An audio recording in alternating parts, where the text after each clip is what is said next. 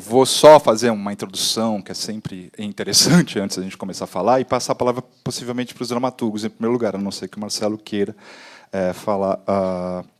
fazer alguma colocação. Uma das características que a gente vê nesses textos, não só nesses 3 que foram lidos hoje, como da semana passada, é como essa exteriorização do comportamento e do pensamento sem pruridos, sem muito pudor de alguns desses personagens, né?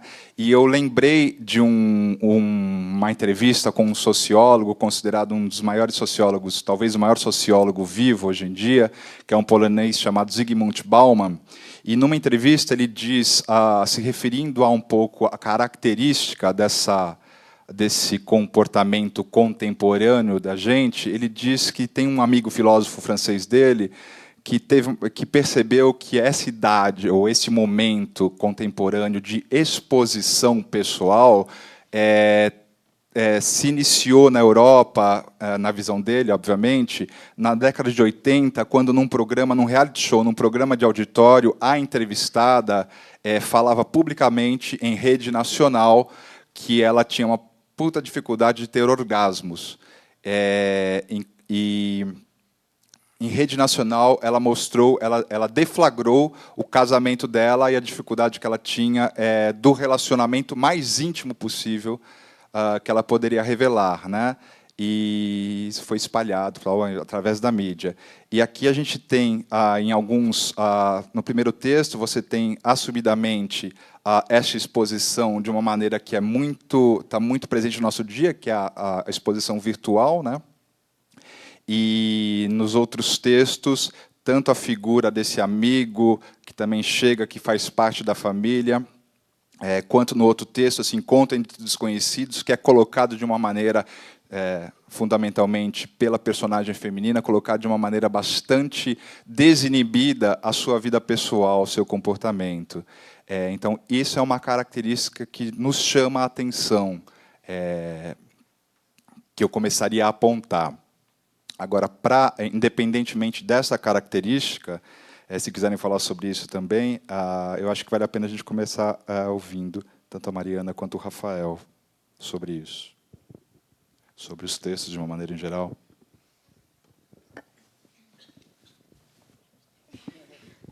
Oi. Na verdade, quando surgiu esse projeto com o tema já dado, eu escrevi o texto pensando nisso, tentando buscar alguns elementos que eu julgasse que fosse, né, elementos de uma classe média.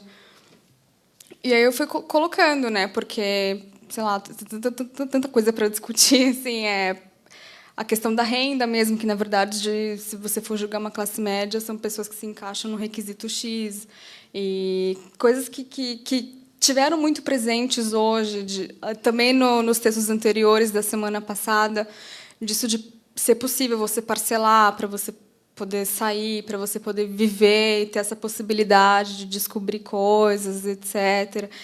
E nesse meu texto tem essa questão também dessa intimidade não íntima desses amigos, que são muitos amigos, mas que não se relacionam de forma tão... E essa coisa correria, né? Porque, ao mesmo tempo, você está falando de assuntos tão do cerne mesmo, e a menina, eles não estão nessa proximidade, né? Eles não estão, na verdade, com essa atenção. É uma coisa meio esquizofrênica até. E mesmo buscando esses elementos, assim. E acho que é isso. Posso fazer uma pergunta? Claro. Me interessou bastante a estrutura do seu texto. Eu queria que você falasse um pouco por que você fez essa escolha das frases curtas, cortadas, né? Esse tipo de encadeamento. A gente, na leitura, tentou preservar isso, quebrando um pouquinho até uma certa naturalidade da expressão, tentando dar um pouquinho de rigor formal para o negócio, porque me pareceu interessante. Já na escritura, né, do jeito que a coisa foi escrita, me revela uma maneira de fazer, né? A linguagem se estabelece ali. Mas, para mim, isso foi mais forte, mais significativo do que se era alguma coisa virtual ou não. A estrutura do texto me deu esse dado. Eu achei isso interessante. Porque, dramaturgicamente, eu tenho uma questão com a forma do texto. E, quando eu escrevi nessa estrutura, que não dá, o público não dá para visualizar, mas... Dá? Porque eu imaginei que fosse dar uma maior liberdade para as leituras dramáticas, porque o ator cria, né? Foi nessa intenção do ator mesmo poder criar e poder invadir, e foi colocar o ponto, a vírgula. onde achar que fosse mais adequado, assim. E foi Assim, ó, esquisita, não lembro bem. Eu tinha retirado as minhas lentes e sentia muita fome também. Nem me lembro da expressão deles, entende? É uma frase intercontada sem o texto corrido, em prosa normal, entende? Essa estrutura é normal. Fica interessante. Basicamente é isso. Bom, antes de mais nada, eu também sou classe C, então eu acho que o texto veio da minha observação dentro de casa, na rua, com amigos. E escrever humor, para mim, é uma coisa muito complicada. Eu acho que comédia é muito difícil, não só pelo timing, mas também tem a questão da armadilha do estereótipo, que você pode cair e escambar ali. Se piscar, você já se perde no texto. E esse texto, na verdade, era para ser um texto, um post num blog, que, quando surgiu o tema para mim, eu comecei a lembrar dos tópicos que eu ia desenvolver. Falei, não, isso aqui dá para dialogar. E comecei a escrever as frases em cima daquilo do que eu tinha imaginado. E saiu o texto. Engraçado que, quando eu escrevi o texto, eu mandei para um amigo meu, que inclusive está até aqui, e ele não gostou do texto. Falou, não sei, está faltando alguma coisa. Mas já tinha mandado também. E aí não tinha volta. Não tinha nem como eu mexer no texto. Já era, não tinha. E eu acho que essa questão do diálogo, eu procuro pontuar bastante o diálogo justamente por isso, porque eu sou bom de ouvido. Então, tentar colocar ali a coloquialidade da fala das pessoas, que tem tudo a ver com esse tema, que as pessoas não falam do jeito que a gente escreve. Uhum. E eu acho que seria uma coisa até chata se colocasse do jeito que... na forma culta, da forma culta. E é engraçado que na interpretação dos atores a gente conseguiu ver comédia tem isso também, tem a questão da movimentação, da impostação da voz. Eu achei isso bem interessante na encenação. Eu acho que é isso. Eu pedi para quem fosse fazer uma pergunta dizer o seu nome, acabei não dizendo o meu, né? O meu é Alessandro, só para continuar. Tem algumas coisas que a gente poderia falar, aliás, várias coisas sempre, mas eu vou falar sobre um ou outro aspecto que me chamaram a atenção particularmente no texto de vocês, e aí a gente continua essa reflexão com as perguntas. Eu acho que o texto da Mariana, que foi o primeiro, o próprio título, a mim, traz uma referência interessante a hora que a gente ouve ou assiste o texto dela, que é resíduo submergente. Eu tenho uma impressão, e aí é uma impressão talvez um pouco subjetiva minha, mas eu acho ela legal, que é o fato de esses personagens, eles parecem que eles se diferenciam um pouco dos outros, dos textos que nós lemos. São personagens que me parecem jovens, embora eles falam que eles já não são mais adolescentes, se não me engano, mas são personagens que, para mim, se parecem jovens, que, para mim, não estão discutindo muito a sua condição, parece que tem uma angústia interior, ou existencial, ou conflito interno, um pouco mais no âmago, na oceânica, na sua cavidade e tal, do que a maior parte dos textos que nós lemos. E aí me vem uma imagem, relacionando aí com o título de resíduo submergente, como se fosse uma geração destes emergentes. É claro que talvez seja uma construção que eu esteja fazendo particular, mas acho que o texto permite isso. Como se fosse uma ou duas gerações para frente dessa classe que nós estamos tentando dizer aqui, que está em pauta, que essa classe C, nossa classe emergente. Não é bastante no âmbito privado, mas é tão no âmbito privado a relação que acontece na cena, que é quase privado internamente. Então, a minha leitura é essa, como se essa relação que existe, ou que pode existir destes personagens com a ideia de uma classe emergente, ela vem de uma forma mais residual, como se isso fosse pegando, obviamente, o título, né?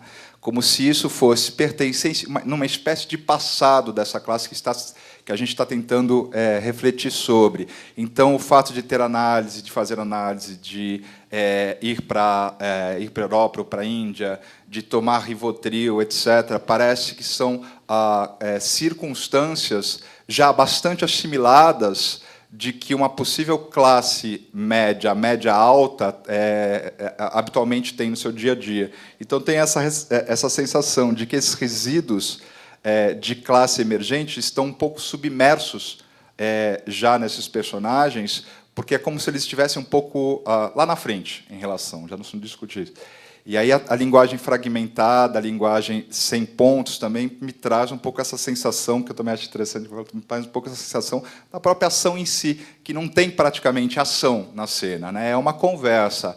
A ação está na digitação, seja numa rede social ou seja no seu trabalho acadêmico. E aí essa própria fragmentação ou falta de pontuação que está no texto é como se fosse uma espécie de reprodução, ao meu ver também, não sei se é isso, dessa incorporação dessa linguagem da rede social. Tal. No texto do Rafael, aí você tem a Érica, que faz um grande contraponto aos outros personagens, né? E o que eu acho bastante interessante nesse personagem da Érica, que eu acho que traz um pouco, captura um pouco o olhar do espectador, me parece que, naturalmente, a nossa atenção adere a essa personagem, a Érica, até porque é ela contra o resto, né? Só que tem um detalhe, ela tem uma consciência, parece, maior do que todos os personagens. Em teatro ou em personagens, na ficção, quem tem mais consciência tem mais poder, entre aspas. E aí, o que eu acho interessante do Rafael é que essa Érica, que tem essa consciência, que de alguma forma nega ou quer se desconectar dessa realidade, dessa classe com esses gostos, tal, ao mesmo tempo está dentro, né? Um pé dentro, um pé fora. Então, ela tem estuda, tem um gosto mais apurado, mas ao mesmo tempo é dependente, ao mesmo tempo quer que o filho se case para ela ficar sozinha no quarto, ao mesmo tempo ela acabou de ganhar um smartphone, então é uma espécie de identidade tentando, a crise de identidade, para mim, pelo menos representada por esses personagens, tentando se entender na relação, não consciente de quem eu sou, mas na sua própria relação com o outro, esse outro é a sua própria família, e aí a gente pode olhar e refletir a partir disso, né? Acho que é bastante forte assim a característica desses personagens. Eu vou falar rapidamente, aproveitando para não fazer injustiça, falar também do texto da Paula Prange também muito rapidamente, e o que eu acho também legal, e também pode ser interpretação, mas eu acho que está relacionado exatamente com isso que eu falei, que me parece que, embora você tenha uma personagem assumidamente essa emergente, com esses gostos, com essa exposição da sua vida pessoal, e esse personagem mais tímido, mais recluso, talvez intelectual ou pseudo-intelectual, mas, ao mesmo tempo, completamente dependente tanto do trabalho da esposa quanto da possibilidade de passar em um concurso público e também da possibilidade da filha ganhar uma bolsa para poder estudar naquela escola. Eu não sei, eu fiquei pensando se talvez não são... pergunta para a Paula, né, que não está aqui. Talvez se não seriam duas faces da mesma moeda. Então, assim, você tem essa personagem que, possivelmente, na raça, conquistou uma estabilidade, uma possibilidade financeira, que vem com o título Pagando para se aborrecer, ou Pagando para não se aborrecer, não importa porque ela paga. E esse cara que também, me parece, que tenta um caminho para se tornar, para poder se reconhecer financeiramente com uma estabilidade através desse concurso, e que tentou esse viés um pouco mais intelectual, um pouco mais em busca da educação. Por isso que me sugere, melhor dizendo, como se fossem duas faces da mesma moeda. E aí é engraçado, né? Porque ela que fala que ela paga para não se aborrecer, paga para se aborrecer, mas quem está pagando para se aborrecer é ele, no final das contas, né? Ele está lá pagando o mico e pagando também o dinheiro que ele vai ter que desembolsar para estar lá só para colocar a filha. Na verdade, ele está se aborrecendo, entre aspas, tal, essa figura. Querem falar algo? Eu acho que também a dependência dela em relação ao marido, que ela fala no celular, no segundo texto, eu achei isso bem... E dele e da mulher, né? A dependência dele com a mulher. Sim. Atores querem falar algo? Não, você pensa. Quero perguntar para o Rafael, você falou que... Como é que é receber um tema e desenvolver uma dramaturgia? Eu vou te perguntar mais. É difícil escrever sob encomenda, né? É uma encomenda? Não foi uma encomenda, mas quando você tem um tema, você tem que procurar não fugir muito daquilo que é delimitado. Com relação a esse tema específico, eu acho que foi fácil por ser uma coisa inserida no meu cotidiano. Confesso que nunca fiz nada dentro de um tema, além desse texto. E... Desculpa, outra pergunta. Não perguntei. Não, tinha duas perguntas. Não. Como é que você recebia um tema e como é que você desenvolve a partir do quê? Sim. A partir do que você vive. Sim, é observação e eu acho também que é a pontuação do diálogo. Eu acho que o diálogo, para mim, é muito importante. Porque eu acho que é ele que carrega a história. Então, essa é uma característica que você tem. Sim, o diálogo, eu prezo muito pelo diálogo. Você acha que a arte dramática preza, antes de qualquer coisa, pelo diálogo? Eu não diria arte dramática como um todo, mas o teu que eu trabalho. faço, eu prezo mais pelo diálogo do que E pela você imagem. constrói os personagens a partir do diálogo. Sim, também. E o diálogo, ele constrói a imagem. Eu acho que isso que eu procuro fazer. E para você, Mariana, essa questão de ter recebido o tema? Eu acho que trabalhar com um tema em mente é fácil porque ele te dá uma base muito... E, às vezes, chega a ser muito explícito, né? Porque eu acho que não tem como não ser tão explícito assim dentro de um tema. E... o tema. É espinhosa para mim, me deu uma base, assim, porque até eu estudo dramaturgia, né? E a gente está no módulo de personagem, assim. E o tema ele chega a ser uma coisa essencial para você conseguir... questão de diálogos até, enfim. E aí eu tentei. Mas em outros textos que você já tinha escrito, você partiu de um tema para escrever? É a sua característica ou não? Não é minha característica. Qual é a sua característica? Não tem ainda. Estou em busca. Tem a questão da forma, a questão da linguagem, que acho que são coisas que são minhas. Mas estou vendo ainda. Estou buscando.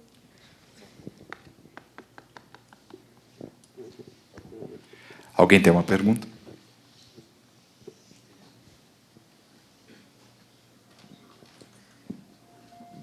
Oi, meu nome é Marcos. A pergunta é direcionada para o Rafael, da peça Sucesso com C. Eu queria que confirmasse a leitura que eu tive é a mesma que foi a sua intenção, né? No caso da moça, que ela se importava em ter um nível intelectual maior do que o resto dos personagens. Na minha leitura, é que na classe C, ou em uma classe, o nível intelectual não importa. Todos pertencem à mesma classe. Pode haver níveis intelectuais diferentes, pessoas com mais preocupação em crescer intelectualmente e outros com menos importância, menos preocupação, e todos pertencerem à mesma classe. Essa foi a minha leitura. Mas eu gostaria de saber se você, na sua intenção, foi colocá-la que ela não se aceitava nessa classe, queria ser superior ou diferente, ou se ela fazia parte da classe. Não, ela faz parte e ela assume isso quando ela fala que ela paga 50 centavos pela internet. E eu acho que ela busca um caminho diferente da família dela, que é se firmar pela cultura, enquanto os outros eles se firmam pelo consumo. Eu acho que esse é o grande diferencial dos dois. Mas a sua leitura foi isso mesmo que eu quis passar. Minha pergunta é para o Rafael, né? Eu nunca te vi, sempre te amei, que a gente está se conhecendo hoje, é amigo do Facebook. Eu tive o privilégio de ler a peça dele antes de vocês até. Queria saber uma coisa. Eu cometo minhas escrituras e eu tenho um pouco de dificuldade com textos longos. O fato desse ser um concurso de pequenas dramaturgias, de alguma forma te te ajudou? Ou você pensa em coisas mais ambiciosas, tipo minisséries, novelas? Como é que é o processo criativo? De fato, ser conciso é mais difícil. Eu acho que, sim, penso. Não descarto essa possibilidade, não. Acho que...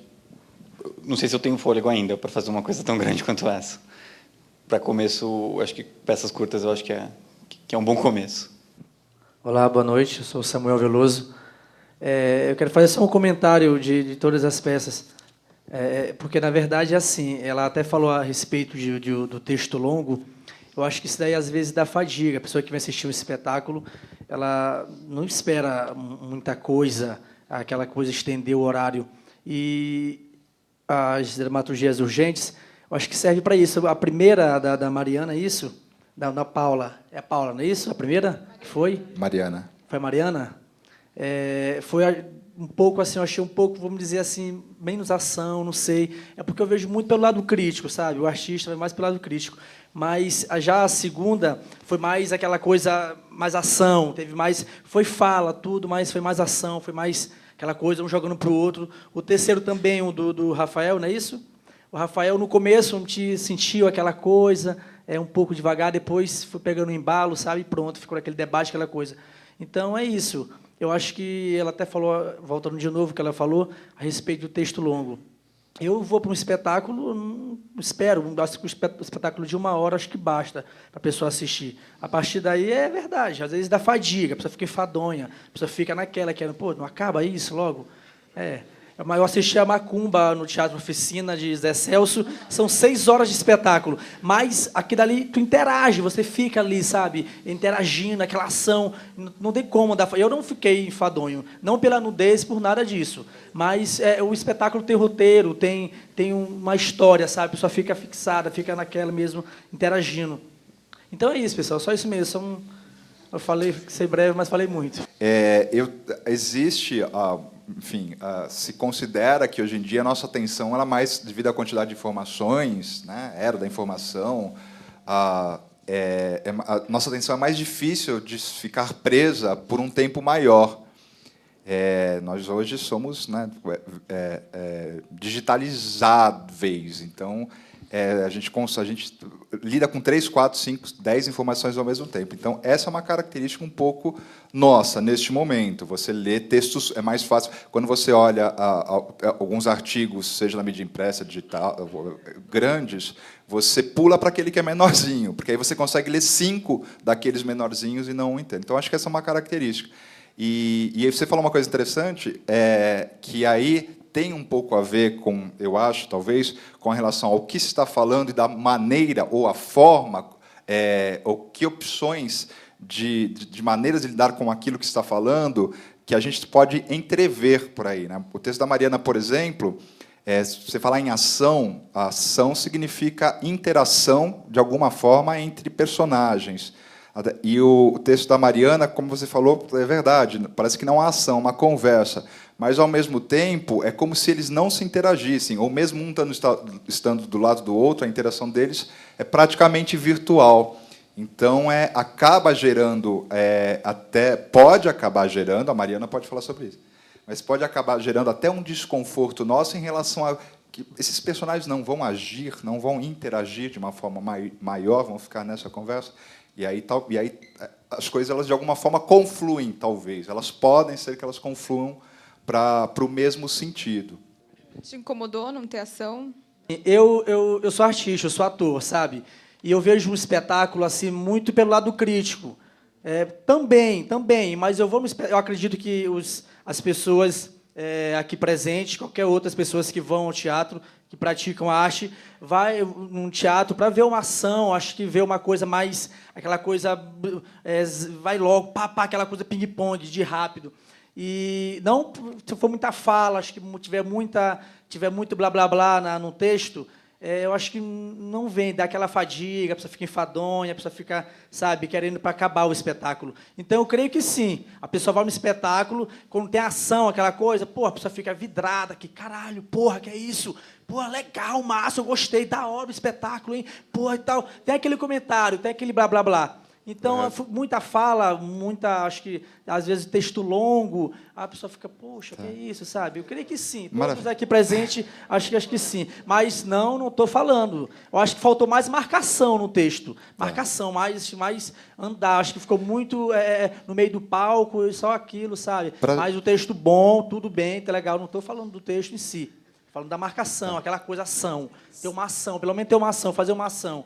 Samuel, para a gente aproveitar isso que você está falando e tentar englobar o mais possível de todas as 3 peças, vamos ver se a gente consegue dar andamento à sua colocação com a pergunta dele lá, que ele estava pedindo.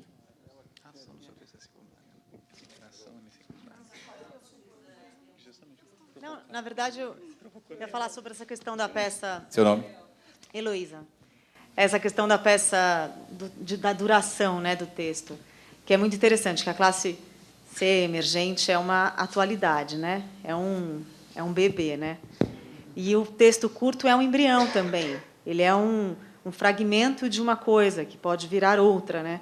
Então, eu acho que é uma relação muito bacana de ser uma peça curta para falar dessa realidade, que é absolutamente nova e talvez ainda muito fresca para já ter uma elaboração imensa de um espetáculo ou de uma dramaturgia tão elaborada. Eu acho que as peças curtas elas são muito, elas casam com a... Na sua opinião, tem começo, meio e fim, as 3 peças? Elas têm síntese, elas têm começo, meio e fim, mas elas poderiam ter um meio daqui, talvez 20 anos, um meio mais elaborado, mas daqui 20 anos, pela história da classe emergente. Eu acho que daqui 20 anos elas vão perder a atualidade. Porque eu concordo. Elas vão perder a atualidade, mas talvez elas tenham o passado como conteúdo. Sim, com já certeza. que a gente está falando de realidade, não de ficção, né? Sim, com certeza. Eu tinha uma pergunta para fazer, vou rapidamente, porque pegando esse gancho para o Rafael, como você veria seus personagens daqui a 10 anos? E para Mariana, se você acha que os seus personagens se identificam como pertencentes a este, entre aspas, fenômeno que é a classe C emergente? Bom, eu acho que a única que mudaria seria a Érica, que ela finalmente teria um quarto e conseguiria viver sozinha. O irmão seguiria o caminho do pai e da mãe, não mudaria muito. E o agregado, eu acho que, coitado, ele é o que menos tem ascensão ali. A Érica, eu acho que é a única que, por esse meio da cultura mesmo, não do consumo, porque acho que ela tem consciência de como usar o crédito, esse crédito todo que os pais têm, eu acho que ela se desenvolveria mais do que o restante da família. Posso falar uma coisa sobre isso? Antes de você falar? É que eu estava pensando sobre isso e agora é o gancho. Que tem a ver com o que o Marcos também falou, que é interessante perceber uma questão do pertencimento, que você fala, o filho vai ser igual ao pai, ao mesmo... O que eu quero dizer? A classe C, então a gente está colocando classe C, emergente, isso aqui é uma questão financeira, então todos estão no mesmo barco, porque estão no mesmo barco financeiro. É assim que se fala o que é uma classe C, sabe? Porém, existe uma parcela que está tudo bem em continuar assim, do jeito que nós estamos, do jeito que nós somos, com essa bagagem cultural, com este jeito de ser, com não sei o quê, só que com mais dinheiro. Então, tem uma TV de plasma, então tem mais um carro verde flúor, e um não sei o quê, não sei o quê. E existe também pessoas que talvez não queiram pertencer a isso, queiram pertencer a um outro lugar que não está envolvido necessariamente com o dinheiro. Exatamente, é a Érica. Que é o que vocês todos estão falando. Então, eu acho interessante frisar essa coisa que também discute na peça uma questão de pertencimento. Porque, se você vai falar em inadequação, adequação... quem é o adequado e quem é o inadequado, na realidade, nesta peça que você colocou, né? Então, eu acho que são coisas bacanas de você atentar quando você está... Não sei, acho interessante essas coisas. Desculpa.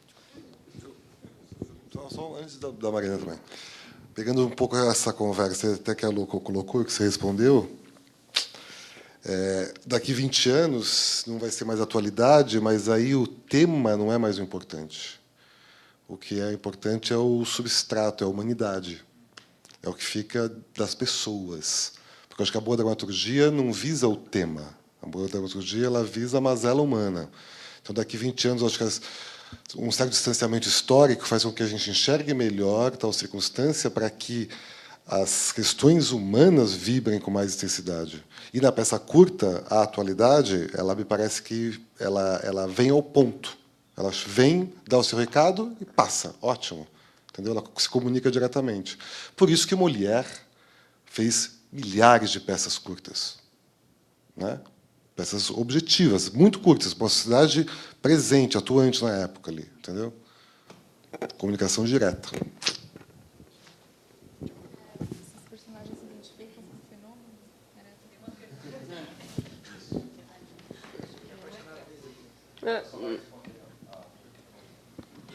Na verdade, eles estão dentro desse fenômeno, só que a menina, ela quer meio que não pensar sobre isso, enquanto o amigo tá ali, né? Ele tá fazendo as coisas, tal, ele tá preocupado. Essa questão da crise de existência, o quanto e como você pode pagar para se conhecer melhor, etc. e tal. Ela não quer ver, embora esteja muito ali, o amigo ele tá... Rola uma identificação, sim.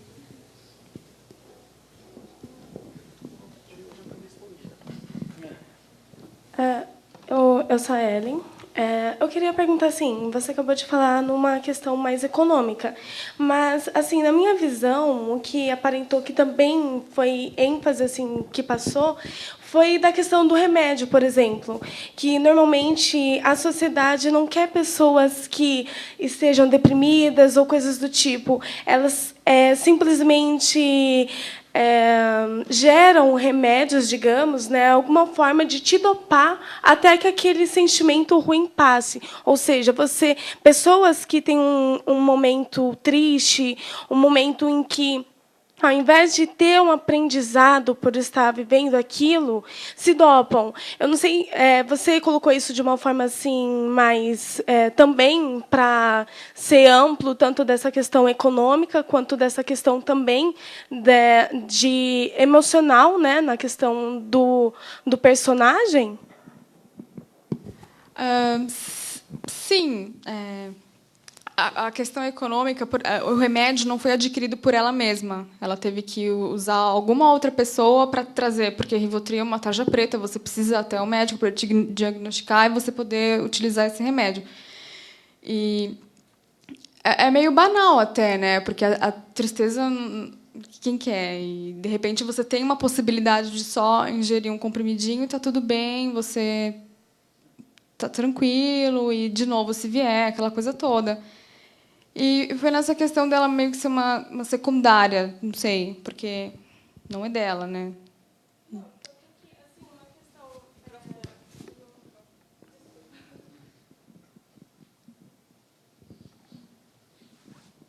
Desculpa.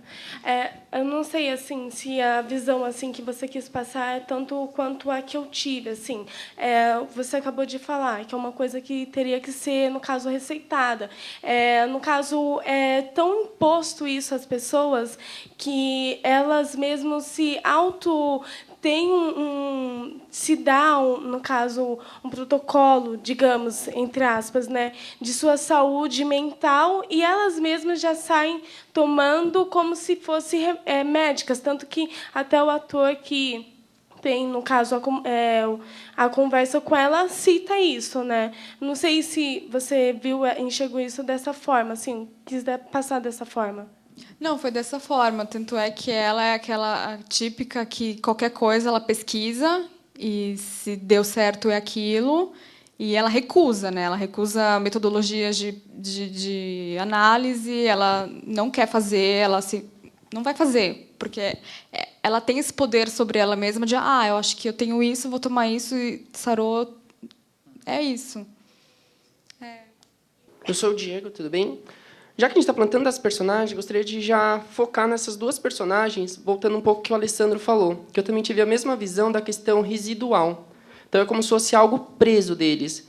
Então, só para confirmar, quando você fez a leitura desse texto, é um pouco mesmo de algo que já estava neles, conforme o tempo foi desenvolvendo, até esse ponto de, pronto, chegamos aqui, sou da família Rivotril, agora tenho que fazer isso, enquanto um é todo sou padronizada, outra é toda radical, mas ambos estão condicionados da mesma forma. Seria essa a leitura, então? Que pelo menos foi. Ambos estão condicionados, só que quando eu pensei no resíduo, foi na questão do resíduo de linguagem, no resíduo do que pulula de elementos de uma classe, e foi só.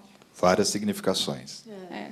E também, eu não sei, na questão da ação, o que eu enxergo, a ação ficou mais por questão da reflexão, que pelo menos é isso que eu trouxe no final, que a ação da cena, ela se pega no final, onde você se pega refletindo sobre todo o ocorrido. Então, a gente poderia dizer que a ação mesmo se encontrou no final, com a mensagem que quis passar, em vez da própria ação em cena. A ação, ela tem um mínimo de ação, só que não era para ter ação mesmo, era para ficar aquela coisa, era para ficar aquela estaticidade e pá. Era isso. Meu nome é Gessé. Eu tive a semana passada, né, e acompanhei também a semana aqui. Eu vi que 6 textos excelentes, tudo. Agora eu gostaria de saber do Alessandro se ele poderia falar um pouco dos demais textos, se estão mais ou menos nesse nível, se o tema ficou assim. Eu vi aqui vários falando de consumo, né, que é uma característica da classe média. Se você pudesse dar uma ideia para a gente dos demais textos. Muitos, e é uma característica, aproveitando até para falar, que eu vou fazer esse comentário, vai diretamente ao encontro do que você diz, a grande maioria dos textos trabalha com o cerne desse história privada, inclusive familiar, o que é muito comum. O que mais chama a atenção é realmente uma abordagem através desses personagens que têm uma ligação muito direta com o consumo e com o seu comportamento. Que tipo de comportamento, que tipo de modos tem? Isso é o que parece que é o que permeia a maioria dos textos. Maioria cômicos. Você estava aqui, você lembra, na semana passada, a gente discutiu, é uma pergunta que eu lançaria também para a gente, para, né, público, nós, atores, o quanto esses textos, na minha opinião, sim, mas, enfim, o quanto esses textos eles vão para além dos estereótipos, porque também identificamos algo que eu acho absolutamente comum nessa tentativa de investigação criativa. Nos deparamos com essa ideia de um pouco estereotipada. Aquilo que a gente falou na semana passada, desse olhar mais externo ao que era e menos interno. Então, uma característica, falando sobre essa circunstância privada da família, da comicidade, a relação muito intensa com a ideia de consumo, parece que essa é a primeira abordagem que vem mesmo à mente. E não é à toa, porque quando a gente discutiu esse assunto, e a gente veio discutindo desde o encontro com o Renato Ortiz, que eu ia comentar agora também, porque hoje é uma espécie de fechamento desse ciclo, que começou presencialmente, pelo menos, né, nos encontros aqui dentro do CCBB, com o Renato Ortiz, que é o sociólogo que veio para falar, o especialista que veio para falar sobre essa questão, que era como o assunto nova classe emergente no Brasil, ela vinha no caderno de economia. Qual eram os anseios, e os anseios a priori, em começo, eram os anseios de consumo. E aí começa a se discutir, se a gente seguir adiante no estudo disso, a gente começa a ver que não é bem assim, quando você dá um pouco mais... Por quê? Porque tem uma intenção... Os dados são que considera-se que a classe C no Brasil é formada por cerca de 105 milhões de pessoas, que dá 54% da população, que significa o suficiente para eleger, por exemplo, algum partido, algum governante e tal. Então, a própria classificação da classe C, ou desses emergentes, tem um interesse ideológico político por trás. Pelo menos é o que diz, e a gente imagina que talvez seja verdade. E, fundamentalmente, econômico, né? Como as agências de publicidade estão olhando para poder vender tipos diferentes de produto. Inclusive, eles dão um nome que não sei se alguém viu, que esses produtos que são direcionados, produtos um pouco mais populares, se chamam marcas de combate.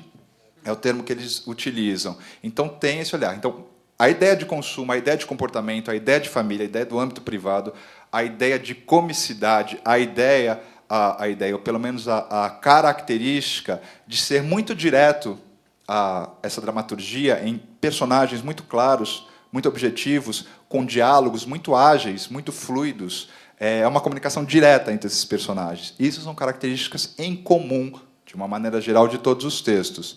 E o Renato Ortiz, ele falou uma coisa que eu achei que foi bastante interessante no começo deste módulo, que foi sobre os espaços públicos, que são espaços, talvez, de ressentimento coletivo. Ele citava as estações de trem no século XIX na França e na Inglaterra, onde todo mundo se encontrava, e, neste momento do século XXI, ele citou, ou ele exemplificou, ou ele sugeriu uma possibilidade, que são os aeroportos, onde podia se encontrar, onde poderiam haver esse encontro dessas pessoas oriundas, entre aspas, de classes diferentes. E a maioria dos textos aborda mais o âmbito privado, aborda mais a relação dentro do apartamento, dentro da sala, dentro de um pequeno encontro, por exemplo, entre personagens numa saleta de espera. Então, acho que isso se tornou uma característica que pode nos apontar que tipo de investigação, que tipo de imagens que vem na cabeça dos autores, dos dramaturgos, quando se fala dessa classe média. É um pouco esse pequeno olho do furacão, que é dentro do ambiente privado dessa classe média. Aí, o encontro entre pessoas que podem ser representativas dessa classe média com outras em espaços públicos foi menos explorado do que na grande maioria dos textos. Por exemplo, as principais características, em geral, são essas, de todos os textos.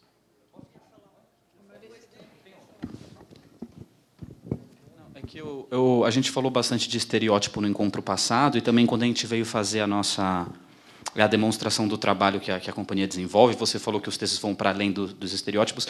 Ele não foi diretamente atacado, mas eu quero defendê-lo do mesmo jeito, porque a gente não falou mal dele, a gente falou em algumas armadilhas que pode se cair em usar um estereótipo mal construído, mas, em compensação, um estereótipo ele é dotado de bem construído, ele é dotado de uma síntese que é muito importante para a empatia com a plateia e para um texto curto que ele é, na sua essência, sintético. Então, quando e a comédia trabalha com isso. Então, é interessante, por exemplo, esse segundo texto, que eu acho que a gente está falando um pouquinho menos porque a autora não está aqui presente, que é a Paula. Ele tem dois personagens muito claros, que tendem, sim, ao estereótipo, razoavelmente bem construídos, e é muito interessante para falar dos atores, porque, assim, todo ator gosta de ter um bom estereótipo bem construído para conseguir dar humanidade a ele, o que é uma coisa muito interessante também.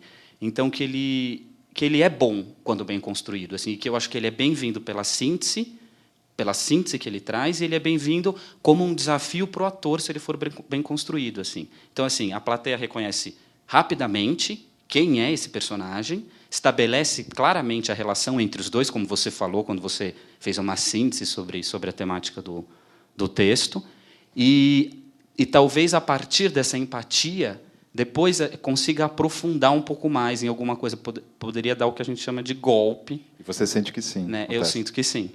Então, assim, ele pode ser muito bem usado, e eu acho que ele é bem-vindo, principalmente nesse formato, que é um formato sintético da peça curta. Perfeito, eu concordo completamente. Inclusive, esses textos, porque quando eu falava de estereótipo, eu falava de maneira geral, de todos os textos que chegaram. Esses textos nos chamaram a atenção exatamente isso. Quando lançava a mão de uma possibilidade, vinha um olhar crítico do autor, como ele relativizava isso, portanto, jogava o pensamento adiante, que não se fixava, não se cristalizava nessa possibilidade.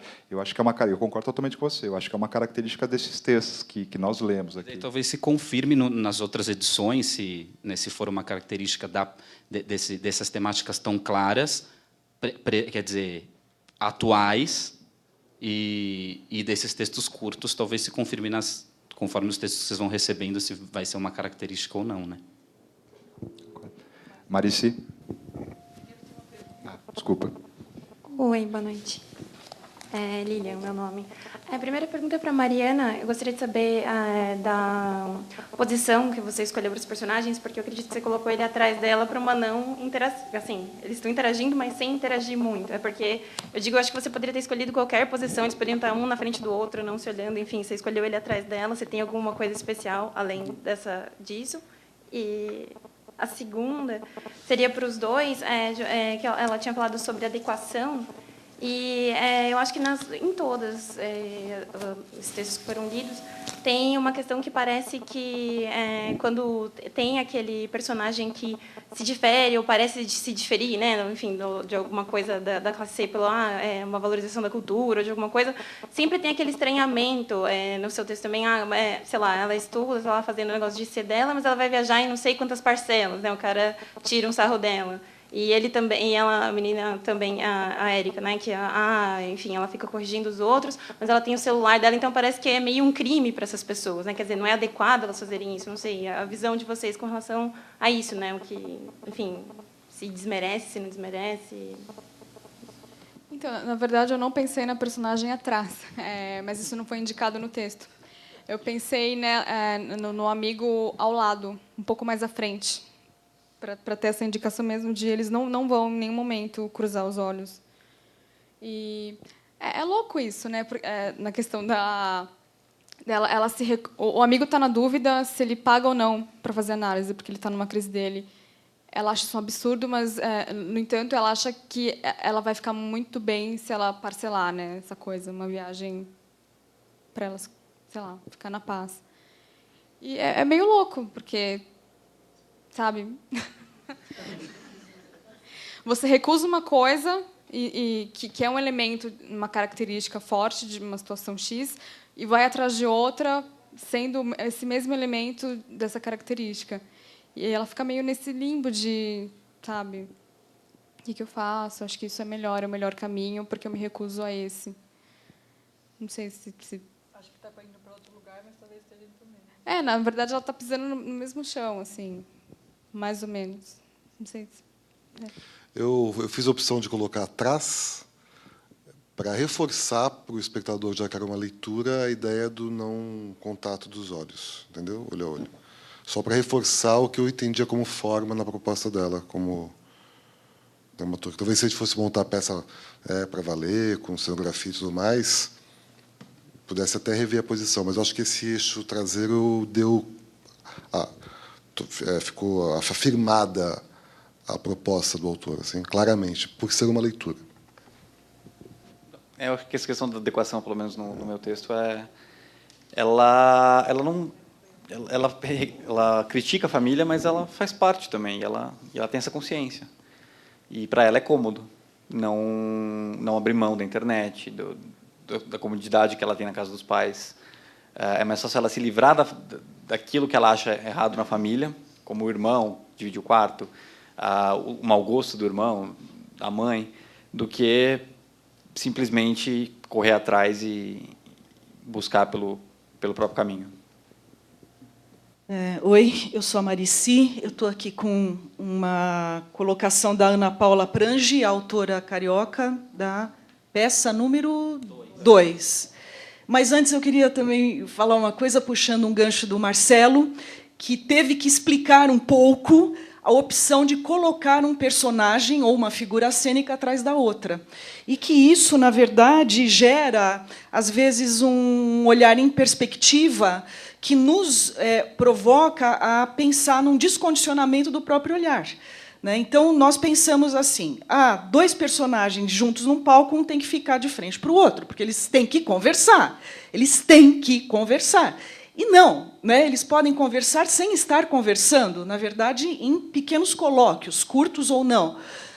E esse descondicionamento do olhar que nos provoca, de alguma maneira, numa atitude completamente simples, cenicamente falando, eu acho que é uma pergunta, na verdade, não é uma resposta.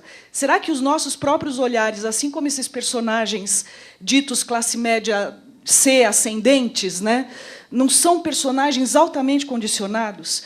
E aí eu tive uma percepção na terceira leitura que é uma peça de estereótipos, sim, mas, na verdade, os estereótipos são a faceta mais real dessa classe média que condicionadamente consome os mesmos produtos, se exibe em graus muito parecidos, Quer dizer, o produto ele representa, é um símbolo da sua ascensão social, profissional, e será que se descondicionar, sair do gosto comum, sair dessa falta de apuro de gosto, não é a grande pergunta que vai ficar nesse primeiro módulo sobre a classe média emergente? Então, uma amiga minha falou que foi ao zoológico outro dia, eu acho horrível só de pensar nesses pobres animais presos, mas que tinha muita gente, mas era muita gente consumindo o passear no zoológico. E a sujeira, mas era uma sujeira tão grande de se jogar papel em todos os lugares possíveis do zoológico. Então, será que o próprio ato de sujar não é um condicionamento por ignorância, burrice, falta de gosto e falta de apuro estético? Então, os nossos olhares, acho que é uma pergunta, não devem ser descondicionados urgentemente, porque, bom, enfim, acho que eu mesma já me respondi, né? A Ana Paula me parece que fala da peça dela aqui e diz, começa assim, talvez os dois, acredito que os dois personagens, professor e a mãe, sejam, sim, dois lados da mesma moeda. Afinal, estamos todos no mesmo barco ou na mesma canoa furada. É um olhar um pouco pessimista, ou sei lá. A dependência de Sandra, porém, está mais comprometida e há uma crença de que está tudo dominado mesmo, então vamos pagar. Vamos aproveitar, vamos tomar Rivotril, ir para a Disney e aceitar o miserê humano, já que não tem jeito mesmo. E aí tem uma pergunta que eu acho cômica, veio da Meire Melo, eu acho que por Twitter, né? E a pergunta dela, se algum ator puder responder, eu acho que seria bacana. Boa noite. Vocês concordam com o estereótipo de que a classe C grita demais? Olha, eu não sei. No entanto, que antes da gente começar a leitura, o Marcelo virou para a gente e falou assim, volume. Né? Porque eu acho muito, depende de como você... O primeiro texto, eu acho que ele pede uma coisa um pouco mais concisa, pelo fato da síntese. E a questão dessa, abre aspas, e bem aspas, não ação. Porque eu acho que a ação deles é muito mais profunda e muito mais concentrada num problema que eles não sabem como resolver, e não tem, talvez, uma solução, talvez essa solução desse olhar, para que olhar? Porque a questão do ponto de vista crítico, né? Você olhar várias coisas por vários pontos e tentar encontrar uma congruência. Não, cada um fixa, e eu acho que isso é uma característica de eu fixo o meu ponto de vista, você fixa o seu, e a gente assim, nós não conversamos. Não tem essa. Porque o meu ponto de vista é absoluto e o seu é absoluto e está tudo certo. Né? A questão do discurso hoje é muito difícil de se estabelecer. Então, no entanto, que quando a gente pega essa dramaturgia, esse discurso ele é fundante nesse lugar. O que fazer com essas palavras? Porque, na verdade, quando se pensa o que eu faço com as minhas palavras? E aí, voltando à questão do gritar, eu achei divertidíssima essa pergunta, porque eu nunca me perguntei sobre isso. Mas, ao mesmo tempo, eu acho que, talvez pela não escuta que existe, né, porque a gente está fazendo várias coisas ao mesmo tempo, eu não estou discutando, então você vai falando, eu vou falando, e a gente meio que vai um passando por cima do outro, está tudo certo. Então, talvez sim. Acho que eu estava tendo essa discussão ontem em casa. Grita sim, mas não é uma grita, é mais uma gritar para se fazer ouvir. Que é todo mundo falando ao mesmo tempo, então alguém precisa falar mais alto para o outro poder escutar. Estava vendo a novela, inclusive. E tem, eu acho que sim, almoço domingo em família, é isso. O povo gritando, e um querendo falar mais alto, não querendo falar mais alto, mas precisando falar mais alto que o outro para poder ser escutado. Eu acho que é a única questão. E acho que tem a afirmação de uma voz. Acho que isso acho que isso é importante. As pessoas se sentem livres para falar o que quiserem falar. Isso tem a ver também com um ponto de vista sobre a questão da ascensão social. A questão da voz. A pessoa se sente no direito de poder falar o que ela quiser. Está aí a explosão, 10 anos atrás, dos blogs e tudo mais. Né? As pessoas têm espaço para se manifestar, seja dentro de casa, seja através de qualquer meio. Isso é muito bom de um lado, mas também, no meio de tanta quantidade, nem tudo é uma coisa, né, muito gostosa.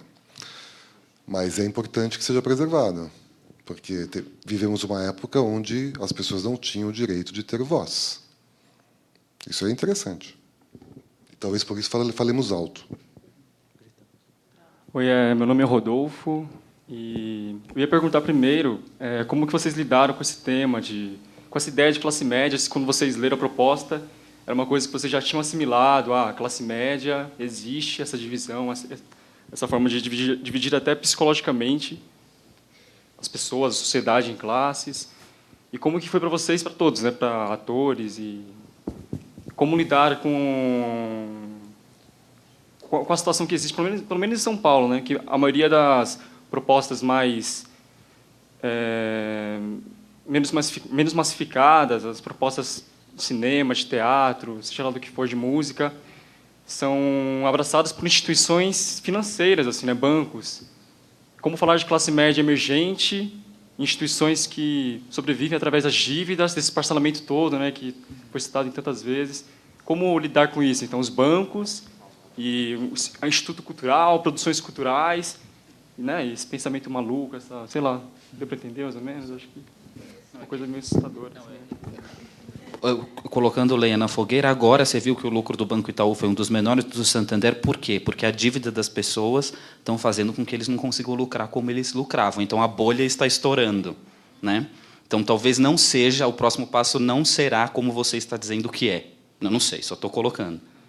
Entendeu? Porque saiu no jornal agora hoje que todos os bancos lucraram menos porque tem inadimplência. Porque as pessoas que parcelaram tudo, que pegaram dinheiro dos bancos, não estão conseguindo pagar, que é essa classe média. E é verdade. Mas, ao mesmo tempo...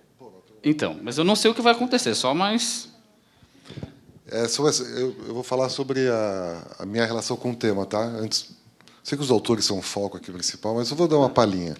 A primeira pergunta que a gente se faz quando a gente pega um tema é: estou aonde? Entende o que eu quero dizer? Sou emergente? Minha família foi, será? Sabe assim, você se posiciona, sabe? Você vê onde você está nesse mundo. E isso já é significativo, entendeu? Acho que a ideia do tema é pertinente antes de qualquer coisa por conta disso. Faz com que você faça uma pergunta para si mesmo, né? Como ela falou, onde eu pertenço a quê?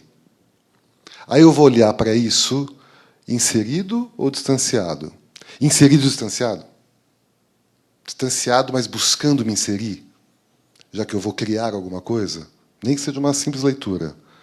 Por onde eu vou olhar? Se eu sei a minha posição, eu sei por onde eu olho a priori. Será que a minha posição gera o melhor olhar para aquilo que a gente vai fazer? Ou eu vou ter que mudar a minha posição para melhor olhar aquilo? Ou eu tenho que pensar como um todo? Me colocar uma visão mais plural? São perguntas que um diretor se faz, por exemplo, eu me faço, nesse caso. Conversei com a moça que limpa a minha casa. Fiquei chocado. O salário dela mais o do marido dá o meu. E eu sou patrão. Fiquei assustado. Vivemos em tempos esquisitos. Entendeu? Mas frenéticos, intensos. Assim, acho interessante isso tudo. Bom, isso, para mim, só reforça aquela questão da voz que eu tinha falado antes. As pessoas estão tendo possibilidade de se expressar. Eu acho que receber o tema lidar com esse tema é uma coisa para mim muito... faz parte da minha vida, então não tem como não... Eu estou ali inserido também, não tem como eu sair daquilo. Parece que foi uma coisa dentro do meu cotidiano. Não teve uma estranheza, pelo menos para mim. Não, eu acho muito difícil também delimitar o que é e o que não é. O que é a classe média? É uma família que tem uma renda X?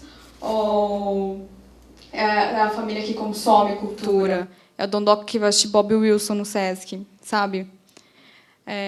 Para mim é difícil. Dentro de padrões, eu também sou essa classe emergente, né? Porque você tem acesso, é uma questão de ter acessos também, de universidade pública, e etc, etc, etc, etc. De repente, você está dentro de um padrão que você não consegue conceber, mas que aquilo já está meio que instaurado. Né? Então, eu acho difícil delimitar nesse sentido, assim. E, na verdade, as coisas estão todas loucas, porque... Falaste agora da do Bob Wilson, eu acho que, sabe, eu acho que qualquer um pode assistir um espetáculo bom, um espetáculo de qualidade. Eu acho que está tudo acessível a todos hoje em dia. Eu acho que não tem mais isso, não. Há poucas pessoas, sabe, que têm essa coisa na mente. Eu creio que hoje em dia ficou banal, ficou uma coisa bem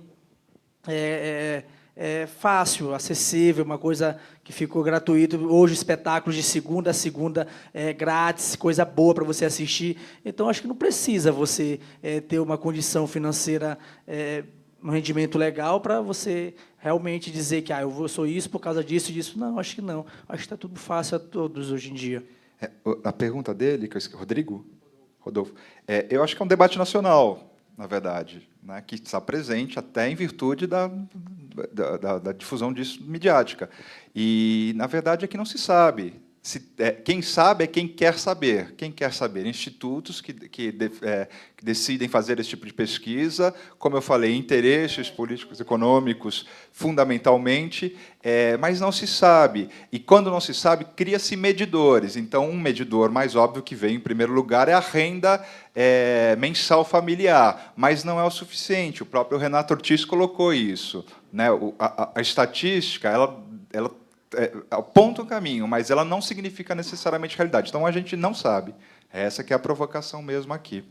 Então, aqui, na verdade, acho que eu me confundi bastante na pergunta, porque eu queria saber de vocês mesmo, como que vocês associam isso, sabe, a produção cultural emergente, sabe, com instituições financeiras, assim, São Paulo, Espaço Unibanco, Itaú Cultural, Caixa Cultural, sabe? Os bancos e a produção cultural emergente, assim, como que vocês lidam com isso? Acho natural, acho que é um caminho mesmo a ser aceito e não sei. É engraçado que a cultura ela é meio monopolizada pelo capital, né? Então você tem os bancos, Sesc, por exemplo, financiado pelos empresários e tal. E de repente até esses mesmos empresários não têm acesso a essa cultura, eles só, né, pagam uma porcentagem X porque eles são donos de a questão da e é meio louco, né? Porque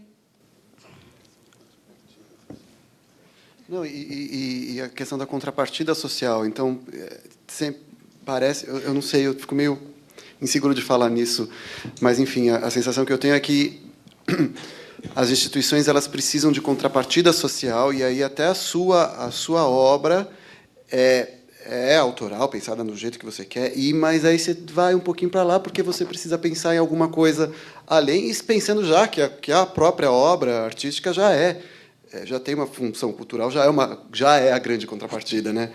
Mas às vezes aí você precisa fazer a sua obra e pensar em alguma coisinha a mais para preencher essa lacuna que a empresa X possa pedir.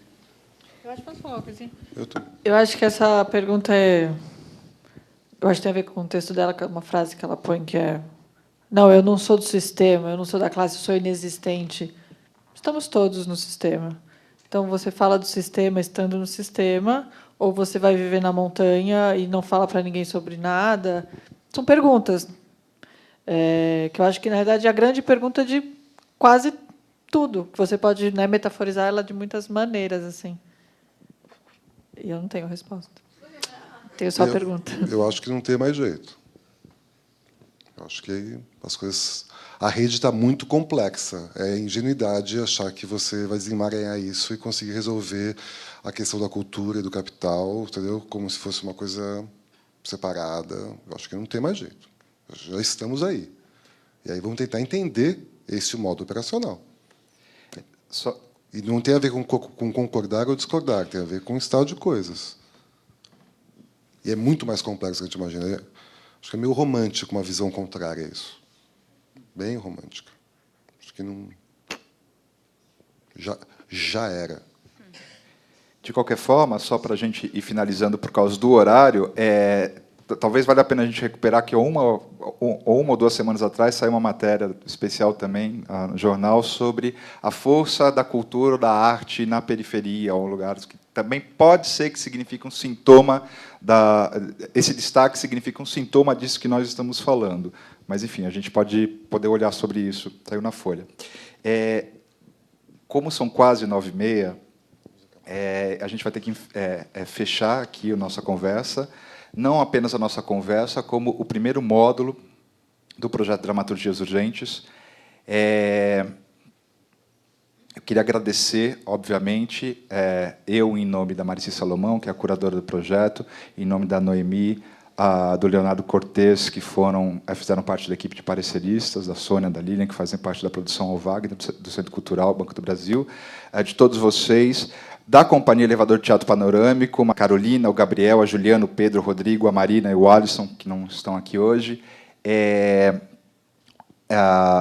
Fechamos este primeiro módulo e já abrimos para a continuidade do projeto com o segundo módulo, cujo tema será envelhecimento da população brasileira, melhor idade, interrogação.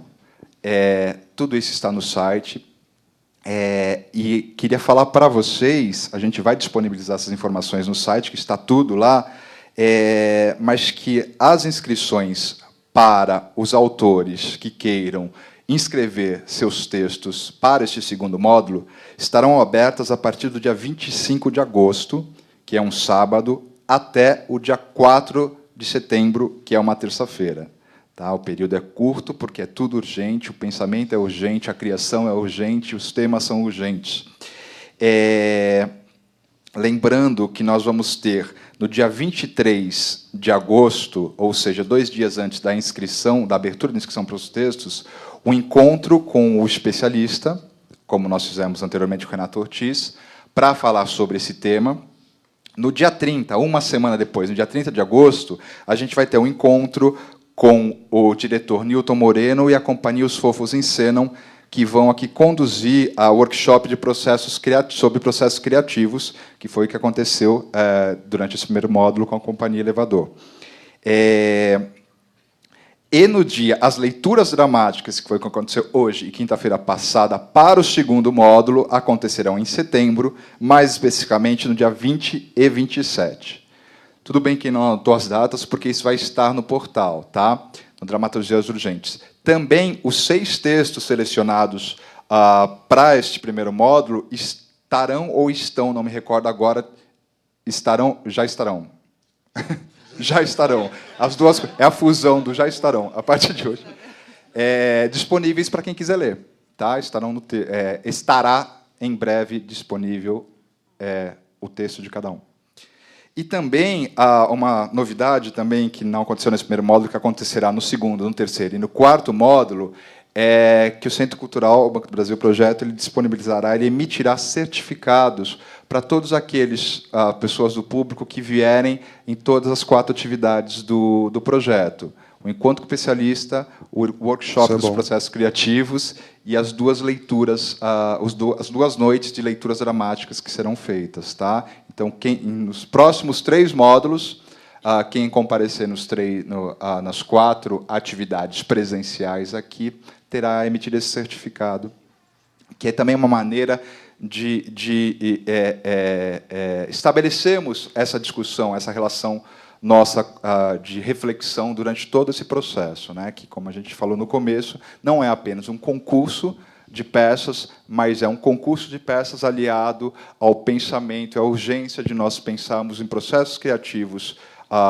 do encontro do público com o processo criativo e da reflexão sobre temas que nós pensamos que são bacanas para se pensar, urgentes para se pensar. Quer falar algo, Marcelo? Quer falar algo? Eu quero, sim. Eu queria agradecer o convite, né, de vocês, Marici, porque é muito significativo para nós participar de um evento assim. A companhia tem um trato com dramaturgia, tanto... A gente se preocupa bastante com isso lá dentro da companhia. A gente participa... A gente cria os nossos textos, a gente sempre se debruça muito sobre os autores, é uma característica do nosso grupo. Então, é muito bom estar em contato com os autores que estão escrevendo aí, até para a gente, quem sabe, um dia fazer uma peça junto, assim, né? Estreitar relações, ver como as pessoas estão pensando. E volto a falar, assim, uma sociedade que tem uma dramaturgia forte é uma sociedade forte, né?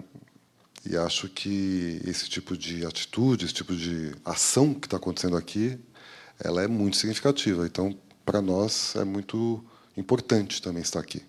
Revitaliza-nos também. Muito obrigado. Vou encerrar, eu passo a palavra para a Mariana. Eu acho que tem que terminar com a palavra dos autores, em última instância. A Marici, ela sempre fala isso, que uma dramaturgia forte é aquela que pensa sobre sua realidade. E a gente pegar qualquer lugar do mundo em que tem uma dramaturgia, um teatro forte, se a gente verificar, a gente vai identificar de como essas dramaturgias pensam a sua realidade. Muito é o nosso intuito aqui também. Eu quero agradecer a Mariana de Menezes, o Rafael Ciré, a Ana Paula Prange, ao James Hermínio, que esteve aqui na semana passada, ao Flávio Goldman e ao Joca Monteiro, que foram 6 selecionados para leitura, e não só eles, mas todos os autores que mandaram textos para a gente. Tá? É muito bacana, é muito legal ver a movimentação. A gente propõe, sugere, provoca de que continuem escrevendo para os próximos temas, para insuflarmos cada vez mais o nosso pensamento, e quem não escreveu também o nosso convite. Então, agradeço a todos os autores que mandaram textos para a gente. Tá? E, para finalizar, Mariana e Rafael. E a Paula, que está no Twitter também. Eu também agradeço a todo mundo. É muito bom que haja esses projetos para estimularem novas escritas e novas vozes. Acho que isso só tenha... espero que continue sempre e sempre. E é isso. Não tem muito o que falar, é só agradecer mesmo e esperar que novas ideias surjam a partir dessa. Enfim, é isso. Obrigado. Parabéns a todos os autores.